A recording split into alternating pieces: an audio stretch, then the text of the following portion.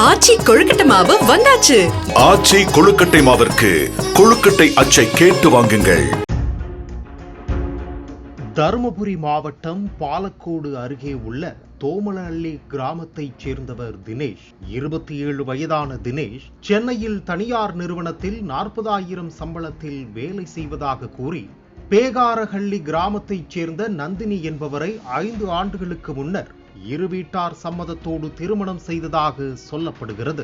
திருமணத்தில் பெண் வீட்டார் பெண்ணிற்கு 30 சவரன் நகையும் மாப்பிள்ளைக்கு 1.25 சவரன் நகையும் 1 லட்சம் பணமும் கொடுத்ததாக கூறப்படுகிறது.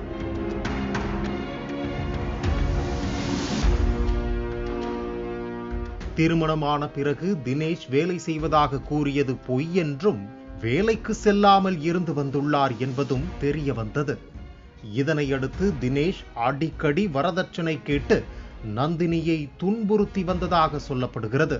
இந்நிலையில் நந்தினி வீட்டில் தூக்கு போட்டு தற்கொலை செய்து கொண்டதாக தினேஷ் குடும்பத்தினர் பெண் வீட்டாரிடம் தெரிவித்துள்ளனர். இதனை கேட்டு பெண் வீட்டார் அதிர்ச்சி அடைந்துள்ளனர். இது குறித்து பேசிய நந்தினியின் தாயார் தன் மகளை தினேஷ் குடும்பத்தினர் வரதட்சணை கேட்டு கொடுமைப்படுத்தியதாகவும் தன் மகளை அடித்து கொன்றுவிட்டதாகவும் காவல் நிலையம் முன்பு கண்ணீர் மல்க தெரிவித்துள்ளனர்.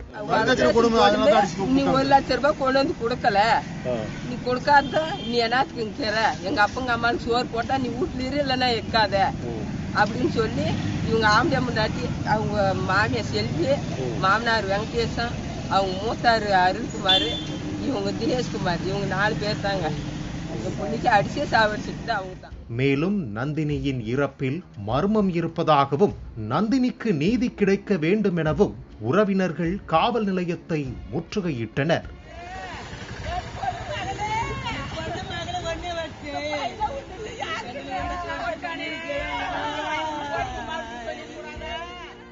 நந்தினியின் உடலை போலீசார் மீட்டு பிரேத பரிசோதனைக்காக பாலக்கோடு அரசு மருத்துவமனைக்கு அனுப்பி வைத்துள்ளனர். மேலும் போலீசார் தீவிர விசாரணை மேற்கொண்டு வருகின்றனர். ஆச்சி கொழுக்கட்டை மாவு வந்தாச்சு. ஆச்சி கொழுக்கட்டை மாவிற்கு கொழுக்கட்டை அச்சை கேட்டு வாங்குங்கள்.